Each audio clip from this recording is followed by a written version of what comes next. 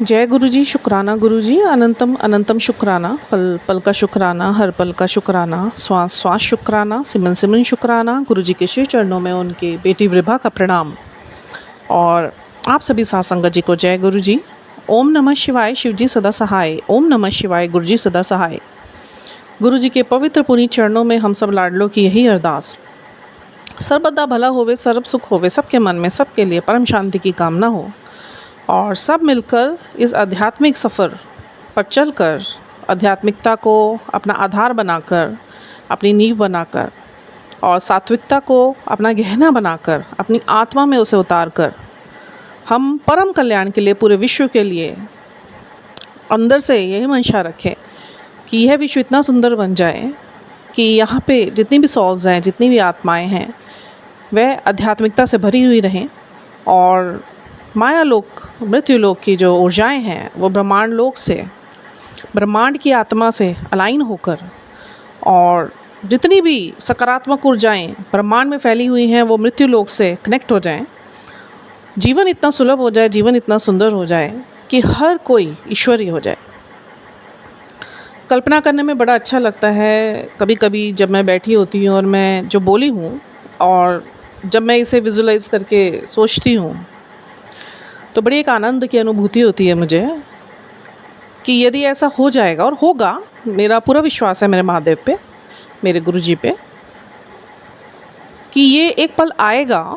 क्योंकि मुझे जो गुरु महाराज जी ने सत्य से अवगत कराया, आज से 4-5 साल पहले तक सब भौतिकवाद में बहुत ज़्यादा धंसे हुए थे, बहुत ज़्यादा, जो मैंने भी देखा। टेक्नोलॉजी जैसे ही अपने चरम पर आई, बहुत जल्दी सब कुछ बदला, बहुत जल्दी। खुद अपनी आंखों से देखा है हमने। जब तक टेक्नोलॉजी नहीं थी तब तक जो समय था वो बहुत ही सुंदर था और ईश्वरीय था, और उसके बाद जैसे ही टेक्नोलॉजी का आगमन हम सब के जीवन में हुआ, इस मृत्यु लोक पर बहुत ज़्यादा चरम पर पहुंच गया, जो एक प्रकार की आसुर्य योजना ही मुझे नज़र आती है अब इस वक्त। 10 सालों के अंदर अंदर टेक्नोलॉजी में इतना परिवर्तन हो गया था, इतना परिवर्तन हो गया था कि सब चीज़ डिजिटलाइज हो जा रही थी। बहुत समय पहले तेज़ी से जब ये सब बदल रहा था, गैजेट्स आ रहे थे और नेट्स हो गए, एंड्रॉयड्स हो गए, एंड्रॉयड टीवीज़ आ गए, इलेक्ट्रॉनिक आइटम्स का इतना बोलबाला हो गया कि जो डिपेंडेंसी हमारे अपने शरीर के ऊपर थी, जो डिपेंडेंसी हमारी ईश्वर के ऊपर थी, और जो कनेक्शन हमारा एक दूसरे के साथ था जो बहुत ही आत्मिक था, बड़े जुड़ाव के साथ, जो एक टेलीपैथी कनेक्शन सबका ही बहुत स्ट्रॉन्ग था, आई कैन से, जो मैंने भी अनुभव किया था। और उस टेक्नोलॉजी ने क्या करा, सबको एक दूसरे से पहले अलग करा, डिवाइड एंड रूल, जैसे अंग्रेज़ों ने किया था वैसे ही टेक्नोलॉजी ने करा। और ये टेक्नोलॉजी चाइना से ही आई हुई है, सब कोई जानता है। वही काम फिर से हुआ दोबारा हमारे भारत देश, हमारे सुंदर हिंदुस्तान, हमारे इंडिया पर फिर से वही डिवाइड एंड रूल का एक अध्याय स्टार्ट हुआ।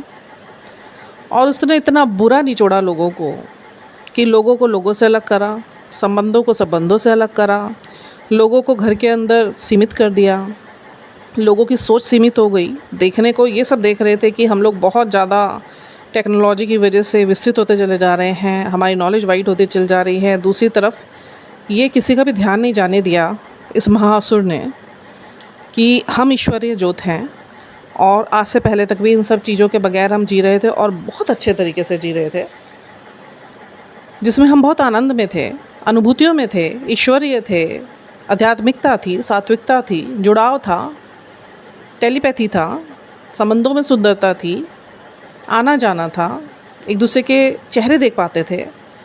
छुट्टियों में, यहाँ तक कि बचपन की बातें करें, मैं आपको बचपन में लेके जाऊँ तो हम लोग अपनी नानी दादीज़ के घर भी जाते थे और कितने कितने दिन रहकर आते थे। कज़न्स ब्रदर्स के साथ we were very safe. And market में भी if we are going and किसी भी चीज़ जगह को हमने विज़िट करा तो we always felt very safe. मतलब कहीं भी कोई डर खतरा नहीं था, भय था ही नहीं।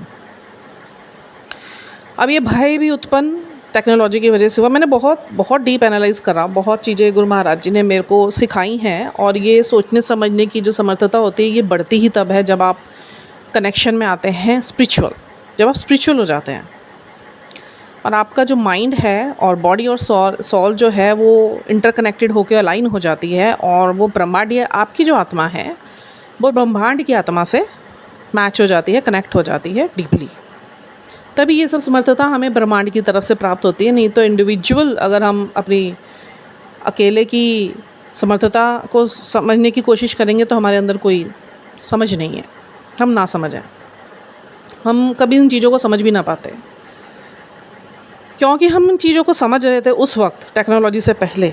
ये ज्ञान हमारे अंदर विकसित हो रहा था आध्यात्मिकता का, और क्योंकि ये समय आना था महाकलयुग का, और ये कोई ईश्वर द्वारा निर्धारित नहीं है कि महाकलयुग आना ही था। ये जो सृष्टि की रचना करी गई, मनुष्य की रचना करी गई और उनमें विकार उत्पन्न हुए, और उनको समझ पाकर उसी समय उन्हें दूर करने की बजाय जो उन विकारों में ही धंसते चले गए, ये सब आज उन्हीं का ही परिणाम है।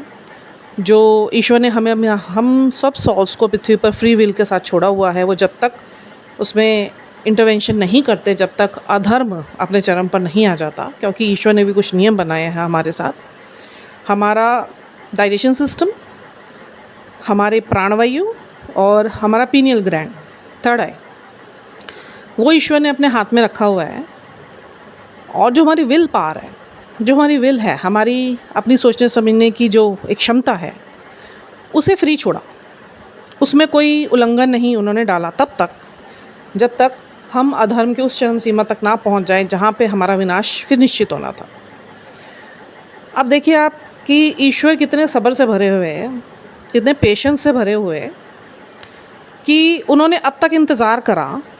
मैं अभी चल रहा है 2025, 24, 23, 22, 21, यस 2020 के बाद ही मेरी ज़िंदगी में भी एकदम से उथल पुथल हुई, जो आज समझ आती क्यों हुई, बिकॉज़ वो महादेव का ही इंटरवेंशन था। प्रभु मिले मुझे आज से 3 साल पहले 2022 में, और 2020 तक तो मेरी जो लाइफ थी it was horrible. I was living in a very dark shadows.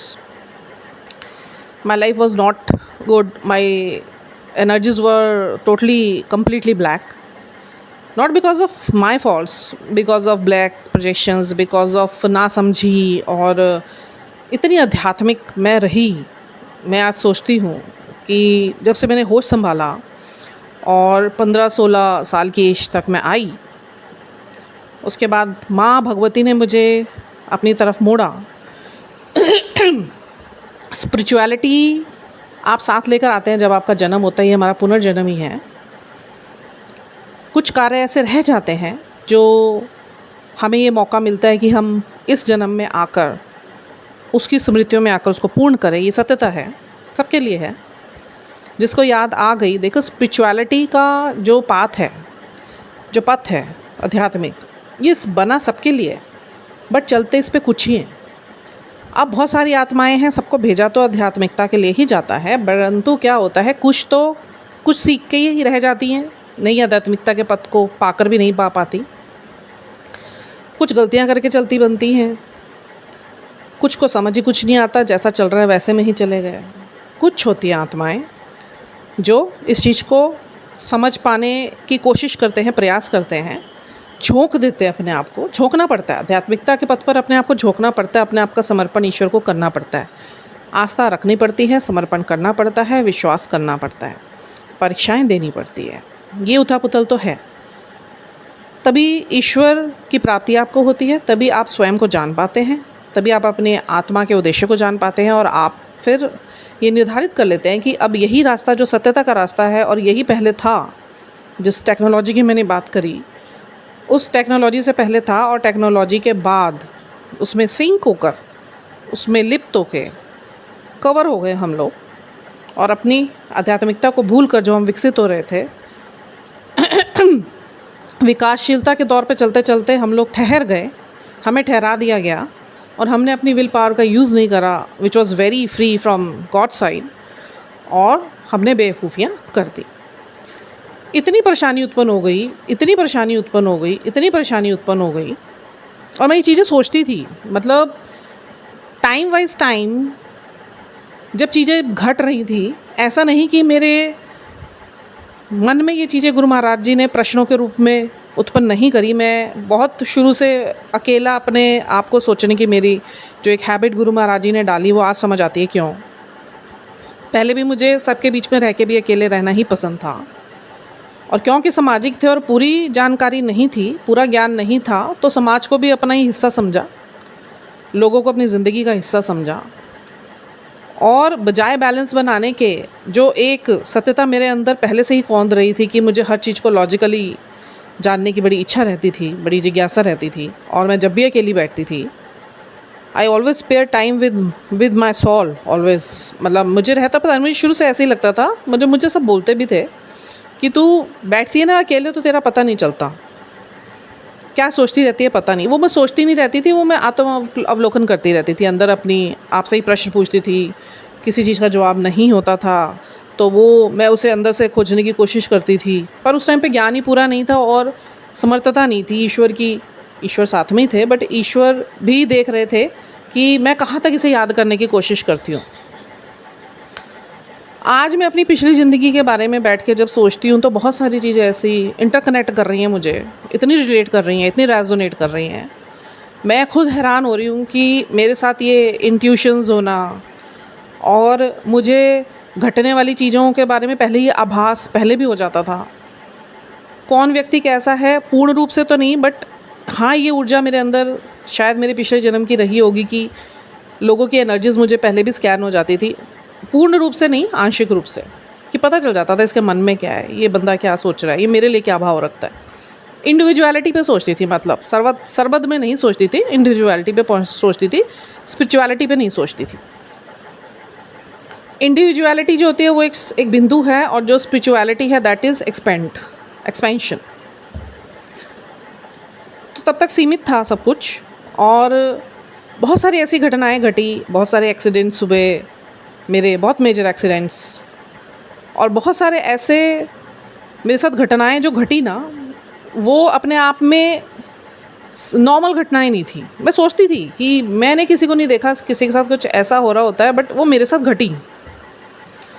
और बाद में पता चला गुरुजी से कि वो हम तेरी परीक्षा ले रहे थे उस वक्त। ये सब जो तुम्हारे अंदर तुम्हारे पिछले जन्म का जहाँ तक तुम छोड़कर आए थे, तुम्हें याद दिलाने के लिए ही बार बार तुम्हारे सामने ये सब इंसिडेंट्स आ रहे थे, बट उस टाइम तक भी नहीं स्मृति आई।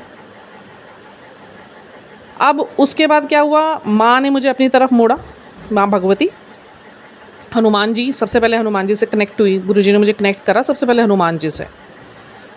और मंदिर आना जाना कुछ भी होता था, मैंने जॉब करा, मैंने मॉडलिंग करी, मैंने टेक्सटाइल डिज़ाइनिंग करी, मैंने फ़ैशन डिज़ाइनिंग करी, मैंने कंप्यूटर्स डिप्लोमा लिया, मैं अपना क्या कहते हैं 12th करा मैंने बहुत अच्छे से, उसके बाद अपनी ग्रेजुएशन करी, बहुत कुछ करा लाइफ में करने को मिला। बट एक जो आपका एक प्रोफेशनल जो एक आपकी लाइफ है वो सेट होनी चाहिए थी, वो कभी गुरुजी ने मेरी सेट नहीं होने दी।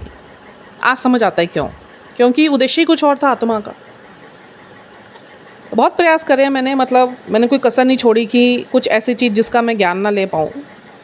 पढ़ने की आदत शुरू से थी, एक पैशन अंदर बहुत था, बट वो पैशन मिसलीडेड था, मिसगाइडेड था, कोई होल्ड नहीं था, एक उच्च शक्ति का होल्ड नहीं था उसके ऊपर, तो वो मिसगाइडेड और मिसलीडेड था। लगता था ये भी कर लूँ, लगता था वो भी कर लूँ। आई ट्राइड हार्ड, किया मैंने। एंड एक चमत्कार ये होता था कि किसी भी चीज़ में हाथ डालती थी तो एक जो अंदर ईश्वर मुझसे एक परीक्षा लेते थे ना। टेक्सटाइल डिज़ाइनिंग की बात बताती हूँ मैं आपको, एक सत्संग ही है ये। मैं टेक्सटाइल डिज़ाइनिंग जब ज्वाइन करा हुआ एनजीसी से, तो 3 साल का वो कोर्स था, 2 साल का मेरा हो चुका था, और फाइनेंशियल कंडीशन उस टाइम मेरे फादर की अच्छी नहीं थी, बट वो मेरी ज़िद थी, मुझे करना था। और मैं इन्हें आज ये चीज़ एनालाइज़ करती हूँ कि जब भी वहाँ पे असाइनमेंट्स होते थे और जब फाइनल असाइनमेंट्स में मेरे असाइनमेंट्स जाते थे तो वो टॉप पे आते थे डिज़ाइंस हमेशा। मॉडलिंग करी तो लीड करा, ईश्वर ने करवाया, मैंने नहीं। हमेशा लीडिंग में आगे, लीड मॉडल के तौर पे। और उसके बाद फिर जब भी डिज़ाइंस मेरे अप्रूव होते थे तो फाइनलाइज होते थे तो वो भी लीडिंग पे जाते थे। मैं डिज़ाइंस जो चूज़ करती थी वो मैं नहीं करती थी, आज मुझे समझ आता है, वो ईश्वर की शक्ति अंदर काम करती थी। तो जब ईश्वर की हिडन शक्तियाँ आपके अंदर बैठ जाती है तो वो आपको सेलिब्रिटी तक बना सकती है। तो मुझे एक झलक तो दिखाई गई थी उस वक्त भी कि तुम जो भी करोगे हम तुम्हारे साथ हैं, क्योंकि तुम्हारी जो आत्मा है बड़ी तपी रही है पिछली, और अब आगे का काम तुम्हें करना है। आज समझ आती है सब चीज़ें बहुत इंटरकनेक्ट होती है। फिर तो गुरुजी ने बिल्कुल ही साफ शब्दों में मुझे बता ही दिया था। मुझे अपने पुनर्जन्म दिखाए गुरुजी ने, जैसे और संगत को भी दिखाए थे कि क्यों तुम्हारे काम नहीं हो रहे। और मुझे ये जिज्ञासा थी कि अंदर की क्या है, मेरे आत्मा को उद्देश्य क्या है। मेरी शादी हुई थी, मैं आपको बताऊं, पर मैं टेक्सटाइल पे आती हूँ पहले। तो टेक्सटाइल का सेकंड ईयर था, तो मेरे जो डिज़ाइंस थे वो टॉप मोस्ट डिज़ाइन थे। एंड मेरे फादर ने उस टाइम पे मुझे एक बहुत बड़ा धक्का दे दिया, और फादर की तरफ से नहीं था, वो ईश्वर की योजना नहीं थी, तो वो मेरा उसमें रह गया। नहीं तो आज नामी गिरामी मेरी डेजिग्नेशन होती देहरादून में। थर्ड ईयर में मेरे फादर ने बोल दिया मैं और नहीं पढ़ा सकता, तो यू हैव टू क्विट। मैं बहुत परेशान हुई थी उस वक्त, बहुत परेशान हुई थी। बट जब फाइनेंस ही नहीं होगा तो आप क्या करेंगे आगे। मैंने ज़िद भी नहीं करी, मैं ज़िद्दी नहीं थी शुरू से। जो पेरेंट्स कर देते थे ठीक है, मैंने कभी ज़िद नहीं करी, छोड़ दिया, बैठ गए घर। बहुत दुख हुआ। उसके बाद थोड़ा सा फादर थोड़े ठीक हुए, तो उन्होंने बोला तुम कुछ करना चाहते हो तो करो। मैंने उनको ब्लेम नहीं करा, मेरी आदत नहीं है शुरू से। तो उसके बाद फिर मैंने कहा चलो मुझे कंप्यूटर्स का कोर्स करवा दो प्रोफेशनल। तो उन्होंने मुझे सबसे पहले एक बहुत छोटे कंप्यूटर सेंटर में डाला कि तुम यहाँ से शुरू करो, फिर मैं धीरे धीरे कर दूँगा सब कुछ। उसके बाद फिर मैंने कंप्यूटर्स कोर्स करा, तो वहाँ पे भी मतलब जहाँ जहाँ गुरु महाराज जी ने मुझे भेजा ना, किसी भी संस्थान में या किसी ऐसी जगह पे कि जहाँ मैं नॉलेज के लिए जा पाऊँ, वहाँ पे हमेशा मुझे सेंटर ऑफ अट्रैक्शन बना के रखा, हमेशा। आज समझ आता है ये ईश्वरीय शक्तियाँ आपके अंदर काम करती हैं। एक अट्रैक्शन था ना, मैं हमेशा फील करती थी, मुझे नहीं पता था, मैं यही सोचती थी मैं कहीं जाती हूँ, या तो मैं अपने आप को बोलती थी, या तो ये मेरी बेवकूफ़ी है कि मैं बहुत ज़्यादा चंचल स्वभाव की हूँ, या मैं बातें ऐसी करती हूँ कि मेरी एक मिठास वाणी में गुरुजी ने शुरू से ही दे रखी थी कि जहाँ जाऊँ वहाँ फ्रेंड्स बन जाते थे, जहाँ जाऊँ वहाँ फ्रेंड्स बन जाते थे। मैं ये सोचती थी आई एम वेरी फ्रेंडली, और या तो मैं बहुत ज़्यादा घुल मिल जाती हूँ, इस वजह से, मेरी बेवकूफ़ी की वजह से ये सब चीज़ें, मैं सेंटर ऑफ अट्रैक्शन बन जाती हूँ जहाँ जाती हूँ। गुस्सा बहुत था, लड़ाई भी हो जाती थी तो उसमें भी सेंटर ऑफ अट्रैक्शन बन गई कि इसकी वजह से हुआ है। ये भी होता था मेरे साथ। अच्छा, अच्छाई में कोई चीज़ आ गई तो कौन, कंचन, ये है, ये करेगी, ये लीड करेगी। बुराई आ गई तो कंचन, किसने करा तो कंचन, शैतानी किसने करी तो कंचन, अच्छा किसने करा तो कंचन। मतलब मेरा नाम ना चढ़ा ही रहता था ऊपर, या चाहे मैं अच्छा करूँ चाहे मैं बुरा करूँ। फिर मुझे लगता था मेरी बेवकूफ़ी में मैं बहुत ज़्यादा फ्रेंडली हो जाती हूँ, इस वजह से हर जगह चाहे अच्छा हो बुरा मैं फंस जाती हूँ। अब ये सिस्टम चलता जा रहा था, ठीक है। अब उसके बाद हो गई शादी। शादी से पहले मैंने जॉब करा, मॉडलिंग करी, सारी अपनी पढ़ाई करी, और उसके बाद फिर मेरे फादर ने बोला कि फिर थोड़ा सक्षम हुए वो, उन्होंने मुझे बोला कि ये मेरी ज़मीन है, इसमें तुम कंप्यूटर सेंटर खोलना चाहती हो तो तुम खोल लो। मैं एग्री हो गई, क्योंकि उस टाइम मैं थोड़ा अपना करियर को लेके बहुत ज़्यादा कॉन्शियस थी, तो मुझे अपना करियर पे आना था कि कुछ तो अपना करियर सेट करना ही है मुझे। तो फादर ने मेरे कंप्यूटर सेंटर खोल के दिया, तो उसे रन करा मैंने, बहुत अच्छे से रन करवाया गुरु महाराज जी ने। आप वहाँ पे भी देखिए, मुझे प्रयास तो बहुत करे मैंने, और जो चीज़ें नहीं भी आती थी साथ साथ मैंने सीखी, साथ साथ में पढ़ाती थी, साथ साथ में सीखती थी। मतलब गुरुजी ने हार्डवर्क बहुत करवाया शुरू से ना, बहुत शुरू से हार्डवर्क करवाया, और शिव करवाते ही हैं। शिव आपसे बहुत प्रयत्न करवाएंगे, शिव आपसे बहुत मेहनत करवाएंगे, फिर वो देखेंगे उस मेहनत के साथ साथ आप बैलेंस बना के रखते हो कि नहीं। ये इनका सबसे बड़ा एक पॉइंट है जो वो सबके साथ करते हैं। जिस संगत के या जिस भक्त के भी जीवन में आ जाएंगे ना, वो चाहे अपने आप को दिखाएंगे नहीं, बट वो शुरू से ये चीज़ आपके साथ करेंगे। अब कंप्यूटर सेंटर खोला, बहुत अच्छा चल रहा था, मेरी छोटी सिस्टर और मैं। तो वो बहुत ज़्यादा जाती नहीं थी, तो घर में सबसे छोटी थी, मैं उसे फोर्स भी नहीं करती थी। नींद मुझे बहुत आती थी, बट फिर भी वो कहती थी आज मेरा जाने का मन नहीं है। मैं कहा चल तू रेस्ट कर, मैं जाती हूँ। मतलब मैं सुबह 8 बजे से लेकर रात के 8 बजे तक कंप्यूटर सेंटर में सिर्फ खाना खाने के लिए, घर के पास ही था, तो मैं खाना खाने के लिए जाती थी बस। वहाँ पे फिर मैं डिज़ाइनिंग भी मैं करती थी, मैंने फिर वहाँ पे काम पकड़ने शुरू करे, सब अच्छा चल रहा था, आई वॉज अर्निंग वेल। एक समय आया, उसके बाद मुझे ऐसे लगा कि मेरे जीवन में ना कोई उद्देश्य नहीं बचा। वो एक समय आया कि जो एक फेज़ मेरा लाइफ का चल रहा था, वो टर्निंग पॉइंट पे आ गया, जो गुरु महाराज जी ने ही करा था। वो टर्निंग पॉइंट मेरे मन में ऐसी उथल पुथल मचा दी कि मुझे ऐसे लग रहा था मेरे जीवन रुक गया। अब मैं क्या करूं इसके बाद, अब इसके बाद क्या करूं। मुझे करना था जीवन में कुछ बहुत बड़ा, मुझे ऐसा लगता था मैं जीवन में कुछ ऐसा नाम करूँ, मुझे अपने को लेके ऐसा लगता था, अंदर अनुभूतियाँ होती थी जो मैंने अपने हस्बैंड को भी बताई थी शादी के बाद। और इंडिविजुअली मैं शादी से पहले सोचती भी थी, मैंने मदर फादर को कभी नहीं बोला और ना किसी के बीच में मैंने कभी बोला, मैं बहुत प्राइवेसी में रहती थी अपनी। तो मेरे अंदर ये रहता था कि अगर मैं को कुछ ऐसा मौका मिल जाए कहीं पे, कुछ मुझे ऐसा चीज़ सीखने को मिल जाए या किसी के अंडर मिल जाए काम करने के लिए कुछ ऐसा, तो शायद मैं ना देहरादून में अपना नाम बहुत अच्छी लेवल पे ला सकती हूँ। मुझे ऐसा लगता था, मेरी अपनी सोच थी। और वो मेरी अपनी सोच तो क्या थी, वो ईश्वर ने एक नया बीज रोपण कर दिया था मेरे अंदर कि अब ये टाइम के बाद जब पेड़ बनेगा तब सारी सत्यता सामने आएगी। मैं बहुत सिर मार लिया था उस वक्त, मेरे अंदर ऐसी कचमचाहट सी शुरू हो गई थी, ऐसी जद्दोजहद शुरू हो गई थी, मेरे को सब इतना नीरस सा लगना शुरू हो गया था। परिवार सदस्य, अभी मेरी शादी नहीं हुई थी, मैं पढ़ा रही हूँ, ठीक है, आई एम अर्निंग वेल, पढ़ा रही हूँ, मेरे को ऐसा लगता था पता है एक रूटीन में चल रहा है यार, क्या मैं मशीन तो हूँ नहीं, हो गया अब यहाँ तक, इसके बाद क्या करूँ। बहुत नीरस हो गई थी मैं, बहुत मेरे को ऐसे नीरसता अंदर उत्पन्न करवा दी थी महादेव ने, इतनी नीरसता उत्पन्न करवा दी थी, मैं बता नहीं सकती। मैं बहुत परेशान हो रही थी कि अब मैं क्या करूँ। माँ भगवती ने मुझे जोड़ लिया था, तो मेरे नवरात्रे रखना, हनुमान जी के मंदिर जाना, ये आध्यात्मिकता ईश्वर ने मेरे साथ जोड़े रखी, अपना एक कनेक्शन शुरू से, जो मुझे पहले समझ नहीं आया। उसके बाद चलो जी, फादर ने बोला शादी करी जाए, तुम्हारी शादी कराएं। अब छोड़ा मैंने अपने फादर के ऊपर ही, पहले मेरी अपनी इच्छा थी अंदर की मैं जब भी करूँगी मैं अपना पार्टनर खुद चूज़ करूँगी, जिसको हम लव मैरिज बोलते हैं। बोलने को तो कुछ मर्जी बोली जाओ, बट मेरे अंदर एक ये डिज़ायर था कि मैं अपना पार्टनर खुद चूज़ करूँगी। तो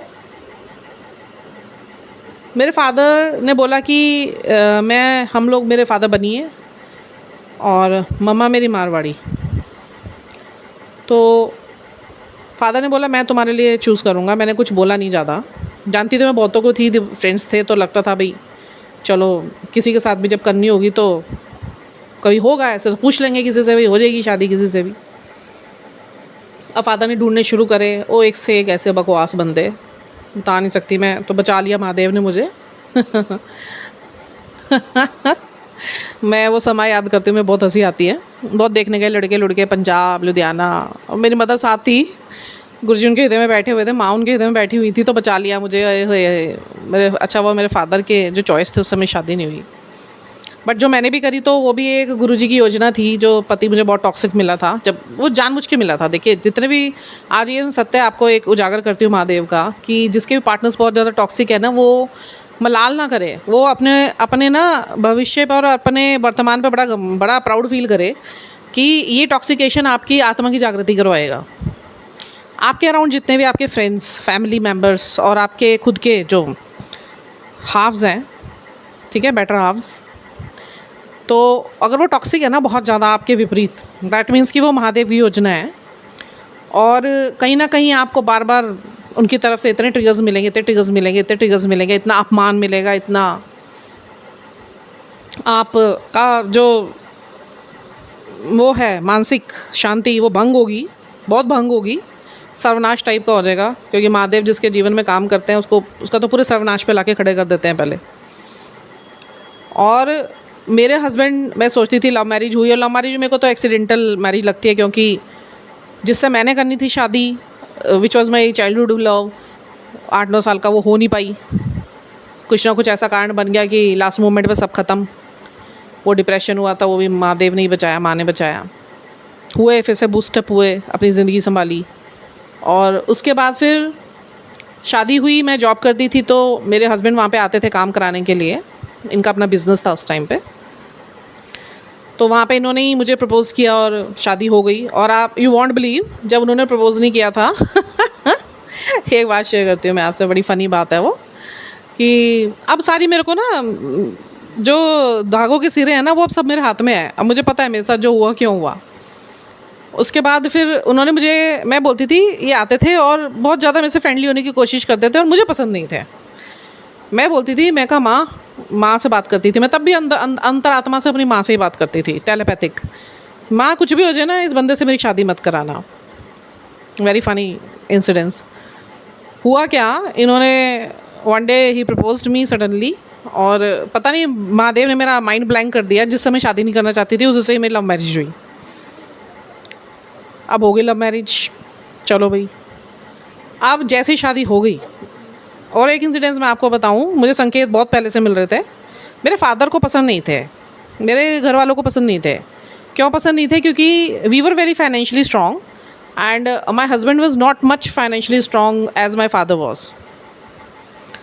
तो मेरी ज़िद के चक्कर में बस हुआ कि मैं बहुत ज़्यादा इस टाइम हो गई थी, क्योंकि मेरे को शादी से पहले तो बस अब नीरस लगना शुरू हो गया था कि मुझे अपनी कुछ नई ज़िंदगी शुरू करनी है। बहुत हो गया बहुत, अब शादी के बाद करूँगी जो करना है। I will be free word. अभी तक पेरेंट्स के अंडर में है, तो अपने बेटर हाफ के साथ तो मैं आई विल फ्लाई। बड़े फैंटेसी लेके चल रही थी मैं, और गिराया नीचे महादेव ने, नीचे मुझे, फिर वहीं से उठाया और शादी हो गई।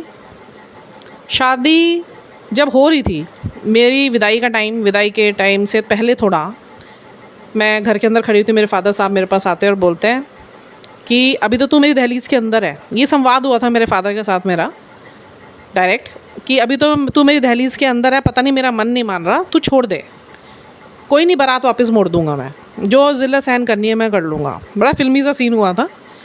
पर अगर तू दहलीज से बाहर चली गई फिर मैं कुछ नहीं कर पाऊँगा, और मुझे पता है तेरा जो आगे का जो फ्यूचर है ना, मुझे अच्छा नहीं नज़र आ रहा है, ये शीशो बुरा नहीं मानना। मैंने कहा नहीं पापा, कुछ नहीं होगा, I am very hard working, मिलकर कर लेंगे हम लोग। ये संवाद था मेरे फादर के साथ मेरा। चलो, भरे मन से मेरे फादर ने विदा करा मुझे, सब ने खुशी खुशी विदा कर दिया। अब मैं गई, जब जैसी कदम रखा मैंने अपने ससुराल में, कुछ ब्लैक प्रोजेक्शंस पहले से ही, इनके घर में कोई पूजा हुई होगी जो बाद में गुरुजी ने मुझे दिखाया, उस दौरान इनका माइंड बांध दिया था उसी वक्त से। और जो व्यक्ति मुझे इतना प्यार करता था वो व्यक्ति मेरे सर पर चढ़ के नाचा 22 साल, और इतना नाचा कि मैं रो गई उसमें। बट एक हिम्मत थी, विश्वास था, वो गुरु महाराज जी ने टूटने नहीं दिया था। उस वक्त भी महादेव मेरे साथ थे, मेरी गुरु मैया मेरे साथ थी। उसके बाद तो ऐसे रिवर्स हो गया, मतलब डे सेकंड से ही ऐसे रिवर्स हो गई लाइफ कि जिस बंदे से मैंने प्यार करा था मुझे लगता ही नहीं था ये वो बंदा है जो मैं इतनी केयर करता था, मुझे तब प्यार करता था। प्यार करते थे बट एक पोजेशन सा था, उनको ना ऑब्सेस थे, बहुत ज़्यादा ऑब्सेस फील हो रही थी मुझे, ऑब्सेशन फील हो रहा था इनसे। एक अंडरस्टैंडिंग नहीं थी, पता नहीं खो गई थी कहीं, और इनका बिहेवियर बड़ा वियर्ड हो गया था जो मैंने कभी देखा नहीं था। एंड इनके एक्शंस, इनके डायलॉग्स, इनका मेरे साथ बैठना उठना, ज़िद, गुस्सा, फ्रस्ट्रेशन, फाइनेंशियल लॉसेस, फिर उसके बाद मेंटल भी सीख होते चले गए। इनके ऊपर प्रोजेक्शंस फिर उसके बाद काम करने शुरू हो गए कि ये मेरे ऊपर भी थे। मेरी तो हेल्थ पे आए, सारे मेरे हेल्थ पे आए, बस मैं मर जाऊं। और वो किसने कराए थे मैं नाम नहीं लूँगी, छोड़ो, इनके ससुराल पक्ष से ही थे। और बहुत कुछ हुआ उसके बाद, बहुत कुछ हुआ, मैं याद नहीं करना चाहती है वो मोमेंट्स। बहुत डार्क मोमेंट्स थे वो मेरी लाइफ के। बर्नट ऑल, गुरुजी ने सब भस्म कर दिए, शुक्राना मालिक। 22 साल ऐसे बर्बाद गए मेरे कि मैं उन्हें याद भी नहीं करना चाहती। 3rd डिग्री तो बहुत कम होता है, 10 डिग्री हुआ होगा। बच्चों से संबंधित भी हैं, वो मैं बाद में करूँगी तो वीडियो बहुत बड़ा बन जाएगा। अभी मैं सिर्फ अपनी बात करूँगी। तो चलो, शुरू में इन्होंने बस पता नहीं क्या हुआ, शादी हुई, इन्होंने पूरी रिस्ट्रिक्शन मेरे ऊपर लगा दी जितनी लगा सकते थे। Even I was not allowed to meet with my mom, dad and siblings without his permission. I was not permitted to go and I was not permitted कि मैं वहाँ जाके स्टे करूँ, नाइट स्टेज करूँ अपने घर जाके। सब कुछ इन्होंने मेरे से अलग कर दिया था। मेरे मुंह बोले भाई छोड़ दो इसे, अपने भाई के घर नहीं जाना, बहन के घर नहीं जाना, माँ के घर नहीं जाना, रहने नहीं जाना, ये नहीं पहनोगी, वो नहीं पहनोगी, ये नहीं खाओगी, वो नहीं खाओगी, यहाँ नहीं खड़ी होगी, यहाँ क्यों खड़ी हुई, यहाँ कैसे दिख गई तुम, you will not use phone. मतलब अपनी तरफ से, मतलब मेरा जीवन जो सांस गोड़ दो ऐसी। और ये नहीं कर रहे थे, वो जो ब्लैक प्रोजेक्शन इनके ऊपर थे वो नेगेटिविटीज़ करवा रही थी। और मेरे को भी समझने में बहुत बाद में टाइम लगा मुझे। जब मेरा बेटा भी हो गया था उसके बाद समझ आनी शुरू हुई मुझे। जब गुरुजी महाराज मेरी लाइफ में आए ना, उसके बाद से सारी चीज़ें क्लियर होनी स्टार्ट हुई। लगती तो मुझे थी कि इतना कुछ बिल्कुल डिफरेंट बिहेवियर हो गया इनका, और वियर्ड बिहेवियर हो गया है कि कहीं फंस गई मैं तो, आके अब जा भी नहीं सकती मैं यहाँ से। और मेरे को इतना बांध दिया था उस घर के अंदर कि मर रोज़ मर। मैं चाहती तो मैं डिवोर्स ले सकती थी, बट माइंड इतना स्टक कर दिया। देखिए एनर्जीज कैसे काम करती हैं। हम आध्यात्मिक नहीं थे ना, हम कनेक्टेड नहीं थे। अगर हम अध्यात्म से कनेक्टेड होते, पर इतना शुक्र रहा माँ भगवती ने मुझे, इतना शुक्र रहा कि जो एक कनेक्शन माँ ने ना मेरा अपने साथ बना रखा था, कि मेरे को एक प्रोटेक्शन मिल रखी थी उस टाइम पे माँ से। और मंदिर था स्थापित घर में, पूजा पाठ मैं करती थी। और उसके बाद फिर प्रोजेक्शंस और काम करने लग गए।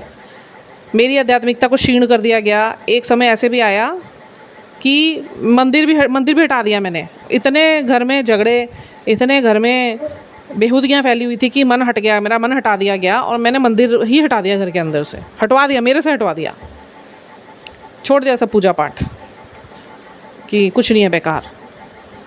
फिर उसके बाद थोड़ा सा, क्योंकि देखो ईश्वर ने जब साथ ना छोड़ना हो, वो जो किया हुआ था आपका, जितना भी आपने पाठ पूजा उस टाइम भी जो मैं करती थी, मंदिर जाती थी, नवरात्रों में व्रत रखती थी, नवरात्रों में कीर्तन करवाती थी, वो उन सब चीज़ों ने काम करा बचा के रखा, पुण्य इकट्ठे हो रखे थे उस वक्त के।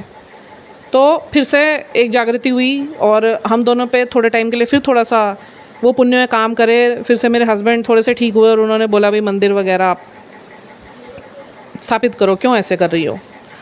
तो करा, फिर पूजा पाठ स्टार्ट करी। अब वो पूजा पाठ में इतने व्यवधान डाल दिए, माइंड इतना ख़राब कर दिया मेरा, टेक्नोलॉजी में घुसा दिया। वही जो मैंने आपको बताया था, मेरी सिस्टर ने मुझे बोला था भी तेरी लाइफ ख़राब चल रही है और तो एंड्रॉयड फ़ोन्स भेजे मुझ पे। जिस दिन से मेरे पास एंड्रॉयड फ़ोन आया ना, एंड्रॉयड फ़ोन आ गया था, उस दिन से मेरी ज़िंदगी में और तबाही मच गई थी।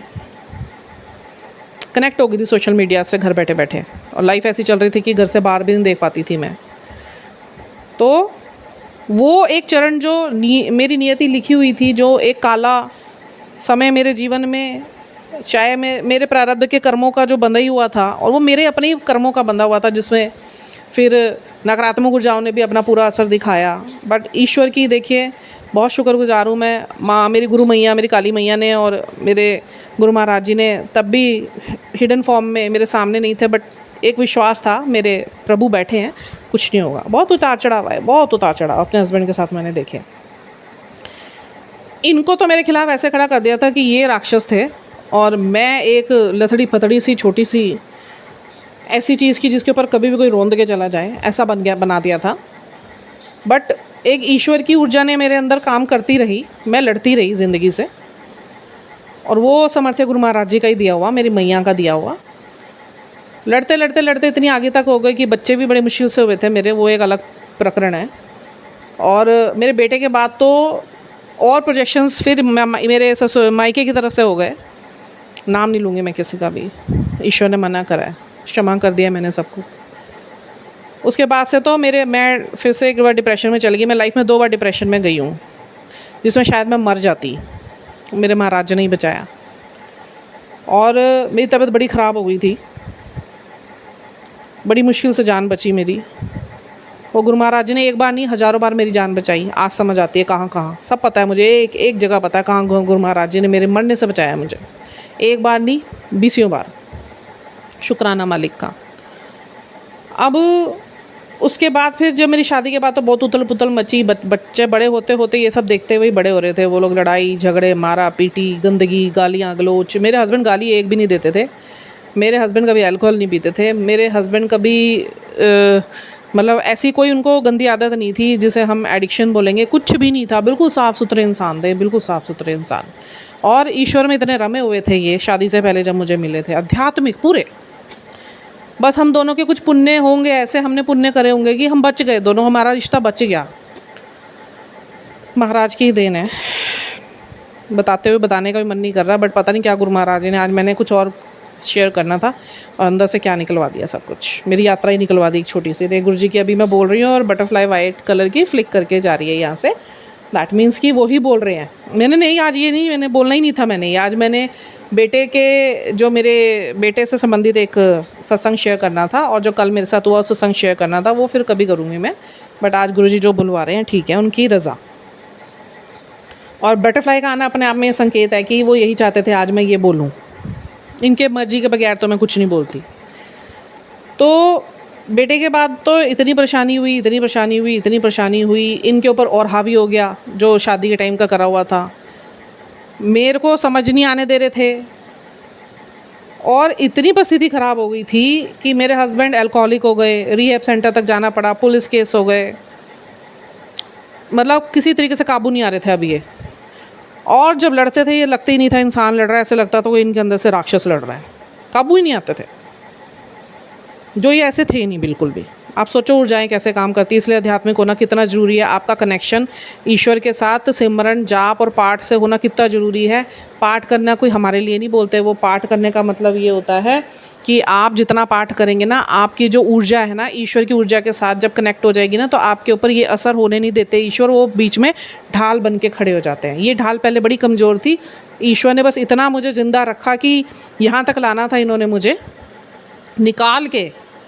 कहाँ दबी हुई थी मैं सैकड़ों परतों के नीचे, और वो जो एक ज़िंदगी 22 साल की और उससे पहले की निकाल के गुरु महाराज जी मुझे ऊपर लाए कि ये समय आया है, अब मैं तुझे अपने साथ अपनी ऊर्जाओं के साथ कनेक्ट करूँगा। और ऐसा कनेक्ट करा महाराज ने, ऐसा कनेक्ट करा, टाइम लगा। देखिए 2020 में गुरु महाराज जी से मिलना हुआ था मेरा, 2022 में गुरु जी मेरे सामने प्रकट हुए थे कि अब आया है समय कि अब अधर्म बहुत ज़्यादा इसकी लाइफ में, इसकी गलती नहीं है, बट अधर्म इतने चरम पे पहुंचा दिया गया है कि अब मुझे इंटरवेंशन करना पड़ेगा। फिर जब ये आए भी मेरे पास ना, पहला स्वरूप दिल्ली से ही आया था और मेरी फ्रेंड थी राशि, उन्होंने ही मुझे जोड़ा था गुरु महाराज जी। उन्होंने क्या जोड़ा था, गुरु जी ने उसे जरिया बनाया था अपने साथ जोड़ने का। मुझे आज ऐसा फील होता है ये सत्संग में जाना और गुरुजी के जो दर्शनों के बारे में पता चला, मुझे गुरुजी ने बोला मैंने तुझे इसलिए नहीं जोड़ा था अपने साथ, ये तो एक मैंने ज़रिया बनाया था, तू मुझे जान सकी भाई ऐसे होता है।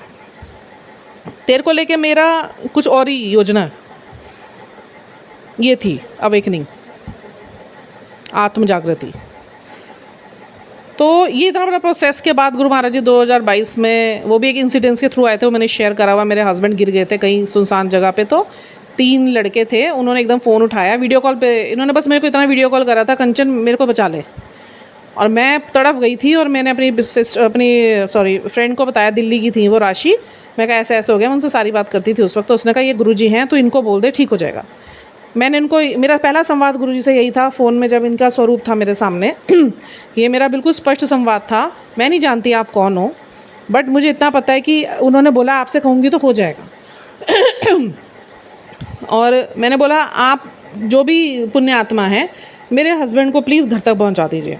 और उन्होंने पहुंचाया। वो 3 त्रिदेव खुद स्वयं ब्रह्मा विष्णु महेश 3 लड़के थे। उन्होंने फ़ोन उठाया, आंटी जी क्या हुआ? मैं कहा मेरे हस्बैंड बेटा ऐसे ऐसे वहाँ पे होंगे। तो वो तो कह रहे हम छोड़ के जा रहे हैं, आप एड्रेस बताओ। वो बेचारे तीनों आए और छोड़ के मेरे हस्बैंड को घर में। वो पहला दिन था जब गुरु महाराज जी से मेरी भेंट हुई थी फ़ोन पर ही। और उसके बाद फिर गुरु महाराज जी स्वयं मेरे घर में आए थे। पहला स्वरूप गुरु महाराज जी का इतना चकनाचूर होकर आया था, इतने स्क्रैचेस थे उसके ऊपर, शीशा टूट गया था। और जगह जगह जगह जगह मेरे हस्बैंड ने टचअप करके दिया था मुझे। मैं रोने लगी थी कि पहला स्वरूप आया, वो भी दिल्ली से आया, और उसके बावजूद ये सब हो गया उसमें। और गुरुजी उसमें इतनी गंभीर मुद्रा में बैठे हुए थे, इतनी गंभीर मुद्रा में बैठे हुए थे ना कि मैं बोलती थी आप ये क्या इतने ऐसे बैठे हुए जैसे पता नहीं कितने परेशान हो गए, आप हंसते हुए क्यों नहीं आए मेरे घर में? आज पता चलता है मेरे पे परेशानियाँ इतनी थी। और जब मैं माँ का कीर्तन करवाती थी ना, मैं नवरात्रे होती थी, माँ का कीर्तन कराती थी, तो वो ऊर्जाएं भी मेरे अंदर काम करती थी। मुझे विजन्स आते थे उस वक्त भी। मेरे को कभी स्वप्न दृष्टि में आते थे। स्वप्न कहते हैं ना आप, एक तो आपकी होती है कि दिव्य दृष्टि, एक होती है स्वप्न दृष्टि। स्वप्न में भी मुझे सब कुछ बहुत कुछ बता दिया जाता था, क्या चल रहा है, क्यों चल रहा है, किस लिए चल रहा है। पर वो मेरी ऊर्जाएँ अलाइन नहीं थी उस वक्त, तब बहुत हाई वाइब्रेशन में नहीं थी, तो आंशिक पता चलता था, संपूर्ण रूप से नहीं पता चलता था। माँ ने एक बार मुझे विज़न दिया, माँ काली, मेरे घर में कीर्तन था और उसी दिन रात को मेरे को विज़न आया कि माँ काली रात को हमारी छत के ऊपर बहुत तेज तेज नाच रही है। और पूरा स्वरूप देखा मैंने माँ काली का। माँ काली ने बहुत दर्शन दिया मुझे। माँ काली ने खूब नाच रही हैं, बाल खोल के, और पैरों में इतने बड़े बड़े घुंघरू पहने हुए हैं, काले रंग की उन्होंने पोशाक पहनी हुई है, और हाथ में उनका खड्ग और एक तरह मुंड था, और नाच रही है हमारे पूरे घर के ऊपर। वो तब नाचती है जब आपके घर के ऊपर बहुत ज़्यादा ब्लैक प्रोजेक्शंस होते हैं। और उन्होंने मेरी सास को कुछ दिया, वो विज़न दिया था मेरी माँ ने मुझे। फिर जब मैं प्रेग्नेंट थी, मेरा सेकंड बेबी होना था, मेरे घर में कीर्तन था, उससे एक दिन पहले मेरे को फिर विज़न, मेरे को स्वप्न दृष्टि में दिखाया। मेरी मम्मी आई हुई थी, मेरी भाभी भी उस टाइम प्रेग्नेंट थी, तो मेरी मम्मी का ध्यान मेरे पे नहीं था, तो माँ से वो पूछती है मेरी बहू के क्या होने वाला है। माँ ने तो बताया नहीं। मैंने बोला मम्मी इनके बेटा ही होगा, आप इनकी छोड़ो ना, हो जाएगा इनके बेटा, आप टेंशन ना लो। माँ ने मेरी माँ को धक्का दिया, मेरी जो वर्डली माँ है उनको धक्का दिया, तू क्या अपनी बहू के पीछे पड़ी हुई, तेरी बेटी के ऊपर आने वाले कुछ साल बहुत भारी हैं, मुझे उसकी प्रोटेक्शन करनी है। और उस टाइम मेरा बच्चा नहीं होता था, मेरी बेटी और बेटे के बीच में 12 साल का फ़र्क है, और उस 12 साल में मैंने कंसीविंग को लेकर बहुत कुछ झेला, बेइंतहा अत का। शरीर मेरा बहुत ख़राब हो गया था इसी चक्कर में। और माँ ने तब भी मेरी प्रोटेक्शन करी, माँ काली ने मेरी प्रोटेक्शन करी शुरू से। माँ काली की शक्ति ने हमेशा मुझे प्रोटेक्ट करा है। और उन्होंने बोला इसका प्रोटेक्शन देना है मुझे, इसके आने वाले साल इतने ख़राब जाने वाले हैं, इतने ख़राब जाने, इतना काला जादू इसके ऊपर हो रखा है, इसकी तबीयत को लेके, इसकी लाइफ को लेके, इसके साथ कुछ भी घटित हो जाएगा, मैं खड़ी हूँ इसके साथ। ये मेरे को स्वप्न दृष्टि में माँ ने बोला, पूरा संवाद। और जब मेरे घर में कीर्तन हो रहा था तो एक को माँ आई, उनके ऊपर माँ, जिनके ऊपर जैसे छाया आ जाती है ना, तो वो नाचने लग गई। मेरे को कहती चुन्नी दे, मैंने चुन्नी दी उन्हें, लाल कलर की मैं लाई हुई थी, मुझे पता होता है भी कभी ऐसा हो जाता है, तो लाल दुपट्टा मैंने उनको पहनाया। और मेरा उन्होंने मुंह ना बड़े बच्चे की तरह पकड़ लिया, गाल, उन आंटी ने, कि कुछ चाहिए तुझे। मैंने कहा बेटा। कह रहे जा दिया तुझे बेटा। उसके बाद ही मेरा बेटा हुआ था। और क्या बोलूँ मैं, मतलब आज मैं जोड़ती हूँ ना अपने सारे वृतांत। अभी तो मैं आपको पूरा बता नहीं रही है, तो 2-3 घंटे का बन जाए वीडियोस, मैं अभी शॉर्ट में ही बता रही हूँ आपको। माँ की कृपा रही, बहुत बहुत शुक्राना। मेरी माँ आज भी बहुत प्यार है मुझे। मैं जब भी सपने में कभी, एक चीज़ और शेयर करती हूँ सत्संग, जब भी सपने में मेरे को कभी डरावने सपने आते थे ना, जब तक नहीं पता था, मैं हमेशा माँ का नाम लेके चीखती थी, हमेशा। जय माता दी, जय माता दी, जय माँ काली, जय माँ काली, ऐसे करके मैं बोलती थी। हमेशा मैंने मैया को आवाज़ मारी है। गुरुजी भी जब मेरी प्रकट हुए ना, मैं गुरुजी है गुरुजी है गुरुजी नहीं बोलती थी, मैं मैया को ही आवाज़ मारी है। फिर मुझे गुरुजी ने दिखाया, तू पिछले जन्म में माँ की बहुत बड़ी भक्त थी, तूने तपस्या करी थी, और तूने मेरी भी तूने ब्रह्मा विष्णु महेश की भी तपस्या करी थी। ये दिखाया था गुरु महाराज जी ने मुझे। और माँ हमेशा तेरे जन्म के साथ ही तेरे शक्ति रूप में तेरे साथ आई है। इनकी जो शक्ति है वो हमेशा तेरे साथ चलती है, तू इसीलिए प्रोटेक्टेड है। और वाकई में आज मैं सोचती हूँ, जो मैं आपको बता रही हूँ ना, मैं बहुत कम बता रही हूँ, बहुत ज़्यादा हुआ है मेरे साथ। इतना कुछ हुआ ना कि माँ ना होती ना, शायद मैं 1000 बार मरती। माँ ने ही मुझे बचाया हर बार। और मैंने गुरुजी ने बोला कि तू सपने में चीखती है ना, लिटरली ये पूरा सत्संग आया था मेरे पास। उसके बाद वो मिला ही नहीं मुझे आज तक कभी। तू जो सपने में जो चीखती है ना, माँ वो कारण ही ये है कि मैया की शक्ति, ये मैया तुझे बचपन से, तेरे जन्मों से ही तेरे साथ तुझे प्रोटेक्ट कर रही है। बहुत शुक्राना मेरी मैया का, बहुत शुक्राना। बहुत प्रेम आता है मुझे, आज भी बहुत प्रेम आता है माँ काली पे। मैं उनका जगदम्बा स्वरूप रखा हुआ है, मैं जगदम्बा स्वरूप पे नहीं जाता मेरा ध्यान, उनका काली स्वरूप पे ही जाता है शुरू से। श्यामा बोलती हूँ मैं, क्योंकि श्यामा उनका सौम्य रूप है, और बाकी नहीं तो काली मैया अपने आप में एक बहुत रौद्र रूप है, वो शांत नहीं होती है कभी। सौम्य रूप उनका श्यामा है। आपको कभी काली माँ को प्रेम करना हो ना, आप ये बोलो मेरी श्यामा, मेरी मैया बहुत प्रेम करती हैं, वो गले लगाती हैं। तो ये सब हुआ मेरी लाइफ में।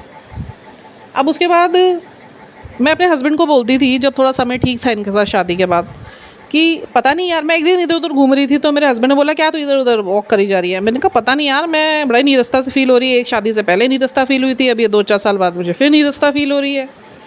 ऐसा लग रहा मैं ये क्या करके बैठ गई, मैं बच्चा कर लिया, मैंने शादी कर ली, मैं इन सब चीज़ों के लिए तो नहीं बनी हूँ। मैं इनको लिटरली, ये मेरे संवाद थे मेरे पति के साथ, वो भी बोलते हैं आज। मैं कहा मैं तुम्हें बोलती थी ना ऐसे, कह रहे हाँ तेरे शब्द थे, वो मानते इस बात को, वो याद है उनको। मैं कहा पता नहीं क्या कर रही हूँ मैं क्यों शादी करके बैठ गई, मैं बच्चे कर रही हूँ, मैं घर संभाल रही हूँ, सवेरे हो जाती है शाम हो जाती है, बस घर में काम कर रहे हैं, बच्चे संभाल रहे हैं, तुम्हारी सेवाएं कर रहे हैं, बड़ों की सेवा कर रहे हैं। मैं कहा ठीक है करनी है। मैं कहा मुझे ये नहीं करना था। मेरा एक संवाद इनके साथ ये हुआ, मैंने बोला मैं ना इन सब चीज़ों के लिए पैदा नहीं हुई। मुझे ऐसे लगता है अगर मैं ये सब शादी वादी अभी ना करती, इस पूरे देहरादून में ना कुछ बहुत अच्छा मैं कर रही होती, बहुत अच्छा, जो मतलब एक नामी ग्रामी काम होता है ना, मैं वो कर रही होती। ये नहीं कि मैं अपने लिए, मैं जन कल्याण के लिए, हमेशा मेरे अंदर जन कल्याण की भावना बहुत जागृत रहती थी, बहुत ज़्यादा। मैंने एनजीओ भी ज्वाइन करा था, बट वो भी घर वालों ने और सब ने मिला के, सोसाइटी ने पहले बड़े खुश हुए, बाद में इन्हीं लोगों ने लांछन लगाने शुरू कर दिए। चली जाती है तैयार होके, बड़े बड़े समारोहों में दिखना शुरू हो गई है, न्यूज़पेपर में नाम आना स्टार्ट हो गया, न्यूज़पेपर तक में मेरी फोटोग्राफ छपनी शुरू हो गई थी जिस एनजीओ से मैं जुड़ी थी। और उसके बाद मतलब वही घर वाले जो प्रेज़ कर रहे थे मेरे हस्बैंड को तो शुरू से पसंद नहीं था। उन्हें तो ये लगता था कि भाई औरतें घर से बाहर ना जाएं, इतनी मेंटालिटी इनकी संकुचित थी, जो बाहर जा रही है वो करप्ट है, इनकी एक मेंटालिटी ये थी। तो मेरे को तो अब घर देखना था, मैं क्या करती। वो एनजीओ मैंने शादी के बाद ही ज्वाइन करा था, बहुत टाइम बाद, मेरे बेटे के बाद भी। तो उस एनजीओ में मेरा बड़ा अच्छा नाम ऊंचा होने लगा था और मेरे को बहुत अच्छी डेजिग्नेशन पे रख दिया था। और मैं मतलब उसमें थी, उनकी जो सदस्यों की लाइन होती है ना, उन सदस्यों में मेरा स्थान था। तो मैं मेन अपने जो हेड थे उनके साथ मेरा आना जाना था। इवन हम लोगों का पुलिस अधिकारियों के पास जाके भी हम लोगों ने उनको प्रेज़ करा है। उनको हमने, जो डीआईजी थे, आज भी फ़ोटोग्राफ है मेरे पास उनके साथ। और किसी भी स्कूल में जाके बच्चों को प्रोत्साहन देना, वहाँ पे इवेंट्स करवाना, ये सब चीज़ें थी। तो मेरा अखबार में भी नाम आना शुरू हो गया था, फ़ोटोग्राफ छपनी शुरू हो गई थी। यही घर वाले जो इन देख नहीं पाए, जेलस होता है ना, आप नाम कमाने लग जाते हो, घर वाले ही होते हैं जो नीचे खींचते हैं आपको। तो सब ने मेरी मदर का भी दिमाग भर दिया कि भाई ये जा रही है बाहर, शादीशुदा है, कल को कोई लांछन ना लग जाए, ये ना हो जाए, वो ना हो जाए। तो बजाय सपोर्ट करने के सब ने मुझे नीचे खींचना शुरू कर दिया और बोल बोल के इतना मुझे मेंटल लेवल मेरा डाउन कर दिया। और मेरे हस्बैंड के जब कानों में ये बातें गई सारी, है ना, तो उनको भी हो गया। वो तो पहले ही इस चीज़ से खुश नहीं थे, तो उसके बाद वो तो और ही चिड़चिड़ करने लग गए। जब जाऊँ इवेंट में चिड़चिड़ करना, मेरे को तो डर लगने लग गया था। कोई इवेंट का मुझे इनविटेशन आ जाता था सर से, तो मैं डरने लग गई थी, यार अब इनको कैसे बताऊँ। पहले मैं बेधड़क जाती थी, उसके बाद क्योंकि सपोर्ट था पेरेंट्स का, मेरे पेरेंट्स कहते थे तू कर, बहुत अच्छा कर रही है, कर, तू बहुत अच्छा कर रही है। पता नहीं क्या ब्लैक प्रोजेक्शंस हुए। मेरे घर के ही लोग थे, मेरे हैं मतलब बहुत क्लोजर्स वन थे, उन्होंने ही मेरे पेरेंट्स को कान भर दिए थे। और जो मेरे पेरेंट्स मुझे इतना सपोर्ट कर रहे थे, वो मुझे डी सपोर्ट पे आ गए और सारा मोरल मुझे डाउन करके बोल दिया घर में बैठो। मुझे एनजीओ छोड़ना पड़ा। आप सोचो, मैं जहाँ भी जा रही हूँ, मैं इन सब चीज़ों में एक चीज़ सोचती हूँ, खड़ी तो गुरुजी ने मुझे जहाँ करना था ना, वहाँ पे बहुत अच्छे लेवल पे एक जाके खड़ा करना था, बट वो योजना में नहीं था और वो हो नहीं पाया क्योंकि मेरी ऊर्जाएं अलाइन नहीं थी, वाइब्रेशंस हाई नहीं थे और प्रोजेक्शंस बहुत ज़्यादा थे और प्रारब्ध के कर्म बहुत ज़्यादा दुख देने वाले थे। अब आ जाओ फिर गुरुजी के आने के बाद। अब गुरुजी के आने के बाद फिर क्या हुआ, फिर मैंने सब कुछ छोड़ दिया। मेरा मन इकट्ठा हो गया कि जब कुछ हो नहीं रहा लाइफ में, अब जब गुरुजी आए थे तो मैं अपना सारा ध्यान आध्यात्मिकता पे लगा दूँ। अब वो शुरू से भी देखो, शुरू में भी कोई गुरुजी के साथ कोई आध्यात्मिकता में मेरा नहीं गहन ध्यान लगा। और लगा मेरा ये 2022 में गुरुजी ने प्रकट हुए थे मेरी लाइफ में। और 2023 मार्च से, मुझे अच्छे से याद है, 2023 मार्च में जब गुरुजी ने मुझे मैं जागी हुई थी और आंख बंदी करी थी और गुरु महाराज ने 3-4 दिन मुझे सिर्फ ये अपने प्रकाश रूप में मेरे सामने आए थे। पहना चोला ही हुआ था बट कोई फेस नहीं था, गुरुजी का फेस नहीं था, गुरुजी की बॉडी नहीं थी, बस एक प्रकाश था, बहुत तेज वाइट रंग का था। गुरुजी का पूरा चोला रूप नहीं बट प्रकाश, मतलब अविनाशी रूप में अपने आए और इन्होंने मुझे दर्शन दिए। साथ में फिर मुझे और दर्शन होने शुरू हुए, तो मैं देखती थी, बड़ी प्रसन्न होती थी कि शायद गुरुजी मेरे जीवन में आए हैं, तो ये चीज़ें सबके साथ घटती होंगी। तो वो पहला कॉल था मुझे, स्पिरिचुअल कॉल 2023 में मार्च में, जब मुझे विजन्स आने स्टार्ट हुए थे।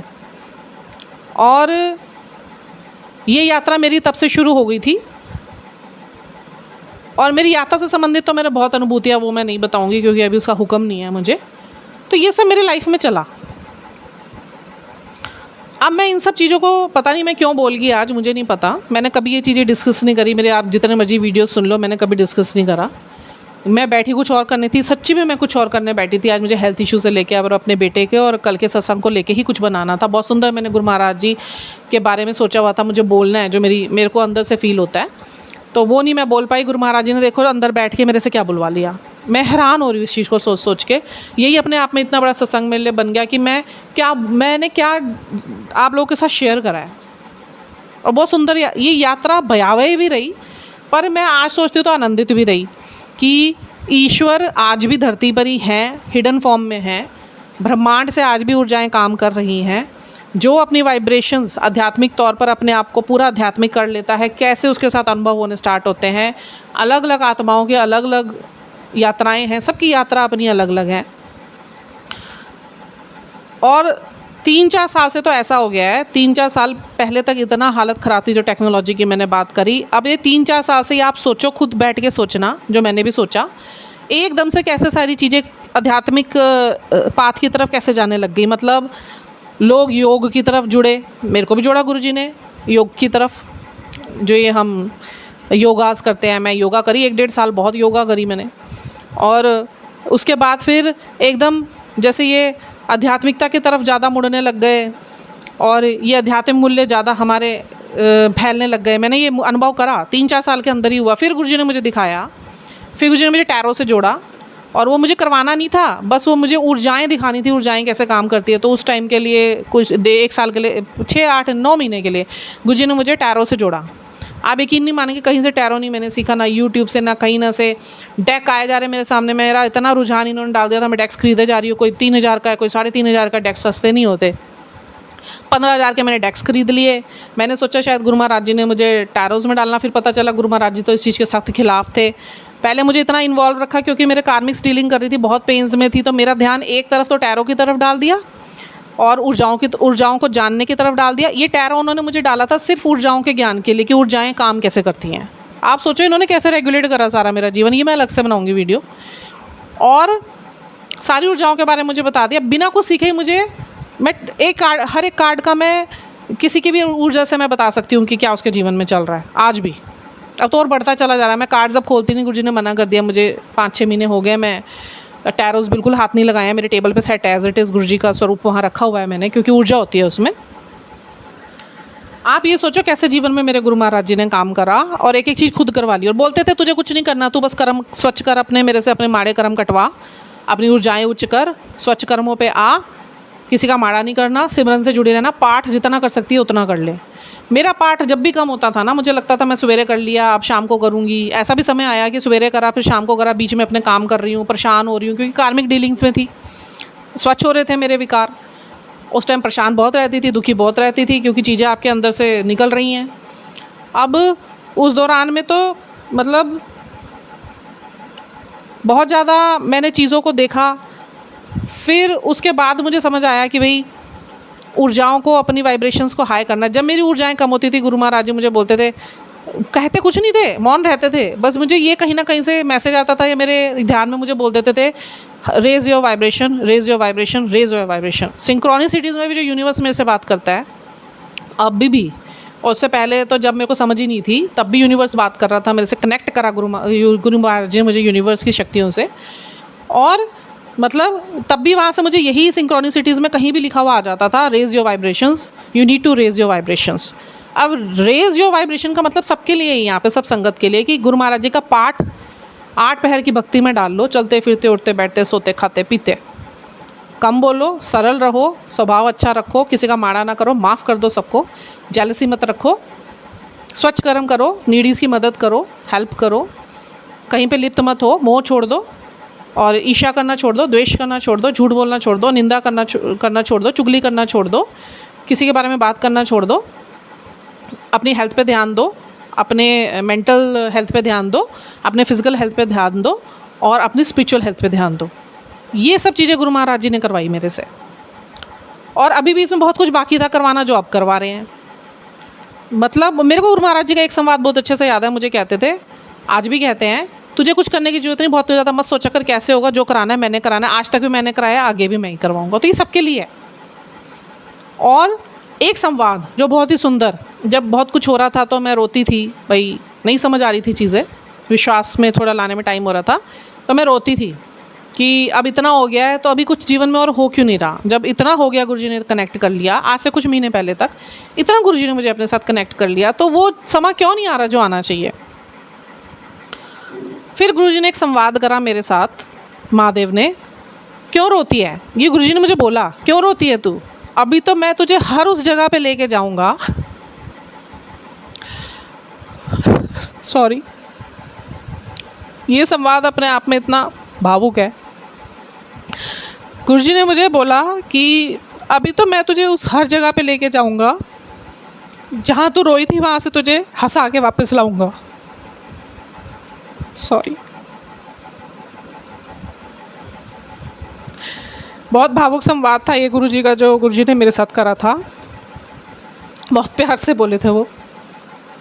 अभी 2 दिन पहले भी बोले कि तुझे अब ये तेरा अंत नहीं है, अब तो आरंभ है, कि उस हर जगह तुझे लेके जाऊंगा जहाँ लोगों ने तेरा तिरस्कार करा, जहाँ लोगों ने तुझे समझा नहीं, तुझे धोखा दिया, तेरी कदर नहीं करी। हर एक जगह ले जा के तुझे स्पेशली, हर एक जगह, हर एक संबंध के पास, वहाँ हर जगह तुझे हंसा के लाऊंगा और उनको उनके कर्मों की पिक्चर दिखा के लाऊंगा। मैं किसी के लिए बुरा नहीं चाहती, ईश्वर देखे, वो ईश्वर जाने। मेरे को माफ़ करना सिखाया, मैंने माफ़ कर दिया सबको, दिल से माफ़ कर दिया। मेरे को किसी के लिए कुछ भी नहीं है अब।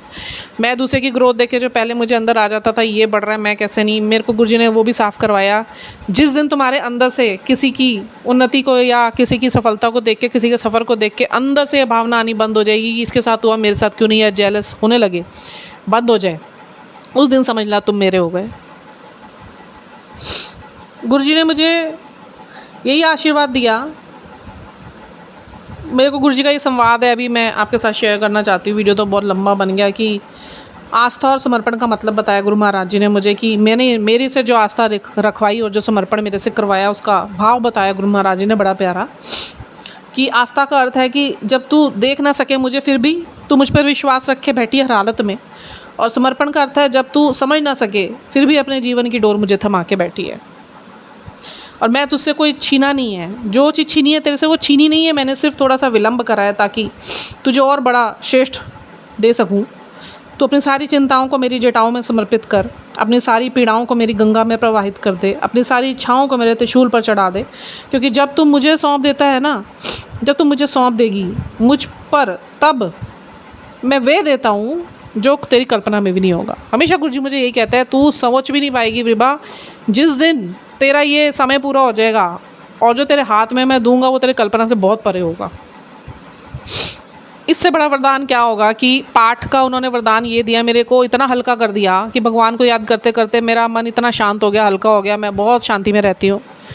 किसी का ट्रिगर मुझे, या किसी का कहना, या मेरे को बुरा भला कहना, मुझे पता है मेरे महादेव खड़े में, मैं हल्की रहती हूँ, तो मुझे हल्का रखते हैं। किसी दुख को छूने नहीं देते मुझे, किसी कष्ट को आने नहीं देते मेरी तरफ, अपने आप सारी चीज़ें देख रहे हैं। और इतना आनंद दे दिया कि मेरे पाठ का वरदान इन्होंने ये दिया कि मुझे ये सत्संग जैसी दात बख्श दी। मैं आप लोगों के सामने आज बोल रही हूँ, इससे बड़ी बात क्या है। घर में कहीं सत्संग होता है, अब 19 तारीख को गुरु महाराज जी ने सत्संग करवाना, गद्दी पे बैठना, उसके भी बहुत बड़े अद्भुत जो सत्संग लीलाएँ हैं वो अभी से शुरू होगी उनकी, 10 दिन पहले से ही बहुत कुछ करवा दिया और अभी तो पता नहीं क्या क्या होना बाकी है। तो इससे बड़ा आशीर्वाद और उनका होना मेरे साथ, और उनकी ऊर्जाओं का मेरे साथ, उन्होंने जो अपनी ऊर्जाओं के साथ मुझे कनेक्ट किया, उससे बड़ा वरदान और क्या हो सकता है। अभी इसके बाद उन्होंने क्या सोचा हुआ है मेरे लिए, तो मैं तो उसकी कल्पना भी नहीं कर सकती। मेरे लिए तो यही इतना आनंदित है कि इन्होंने मुझे हर भार से मुक्त करके, हर विकार से मुक्त करके अपने साथ जोड़ लिया और मेरे जीवन में स्वयं प्रवेश करके बैठ गए हैं। मेरे घर में प्रवेश कर चुके हैं, मेरे हृदय में प्रवेश कर चुके हैं, मुझे अपना बना चुके हैं, मैं इन्हें अपना बना चुकी हूँ। मेरे लिए कोई नहीं है, मेरे महादेव है बस। मेरी यात्रा इनसे शुरू हुई, नहीं पे ही ख़त्म होगी। मुझे कुछ नहीं चाहिए, मैं ये विकारों में रह के अपने महादेव को नहीं खो सकती। मेरे को सिर्फ और सिर्फ मेरे महादेव चाहिए, जो इन्होंने सेवाएं दी हैं वो पूरी करनी है मुझे। तो भावुक होने के लिए मैं क्षमा प्रार्थी हूँ, क्योंकि मन से बड़ी भावुक रही हूँ शुरू से। अब तो फिर भी अपने आप को बहुत स्ट्रॉन्ग रखती हूँ, मैं कोशिश करती हूँ ना मैं रो पाऊँ। पर वो संवाद ही अपने आप में ऐसा था जो गुरु महाराज जी ने कह दिया साक्षात, और मैं उस टाइम भी बहुत रोई थी। और जब याद करती हूँ तो इनके प्रेम में मैं बहुत रोती हूँ, पर अब सुख में रोती हूँ, आनंद में रोती हूँ, और भाव भी रो के रोती हूँ। मैं दुख में नहीं रोती, मुझे कोई दुख नहीं है। I am in a receiving mode completely, and I have मतलब cleaned my all the life's room for the new energies, positive energies only. I have detached my all karmic attachments, and Guruji has taught me everything, and he is teaching me continuously. It will not be ended till my last breath, I know. ये सीखने सिखाने की प्रथा तो शिष्य और गुरु की चलती रहेगी मरते दम तक।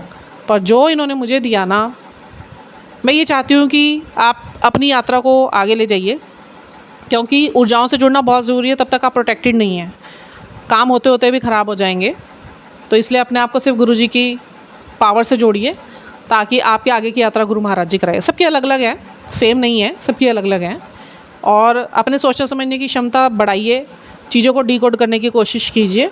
आपके आसपास जो गुरुजी को लेके हो रहा है, जब आप सब तरफ से अपनी ध्यान हटाएंगे तभी गुरुजी दिखाएंगे कि जो आध्यात्मिक ऊर्जाएं होती है वो कैसे काम करती है। और जब तक आप दुनिया में रहेंगे, ज़्यादा से ज़्यादा भीड़ में रहेंगे, अपना फोकस डिस्ट्रैक्ट रखेंगे, चिंताओं में रहेंगे, आप समझ नहीं पाएंगे इन चीज़ों को। उसके लिए आपको अपने आप को इन चीज़ों के लिए बिल्कुल अकेला करना पड़ेगा, आत्मिक तौर पे और दिमागी तौर पे, और सारा फोकस गुरुजी पे लगाना पड़ेगा। सारा फोकस गुरुजी पे लगा दीजिए। यही समर्पण है, यही आस्था है। तो अभी के लिए इतना ही, 1 घंटे का पूरा बन चुका है। मैं चाहती अगर इस पूरी जर्नी को आपको बताती, तो ये जो जर्नी है मेरी, अगर मैं पूरी जर्नी आपको बताती, कम से कम 2-4 घंटे मुझे चाहिए पूरा A to Z बताने के लिए। तो उतना तो कोई सुनेगा भी नहीं। धीरे धीरे टुकड़ों में हम उसे पीसेस में आपके सामने अब रखूँगी, कि गुरु महाराज जी ने अब हुक्म दिया, जो खुद ही बुलवा रहे हैं इतना कुछ। ये चीज़ें उन्होंने मुझे कभी पहले नहीं बोलने दी, अब बोलने की इजाज़त खुद ही दे रहे हैं और अंदर से बोल रहे हैं। तो इट मीन्स कि नाउ इट्स द टाइम कि ये चीज़ें रिवील हों। तो अभी के लिए इतना ही। जय गुरु जी, हर हर महादेव।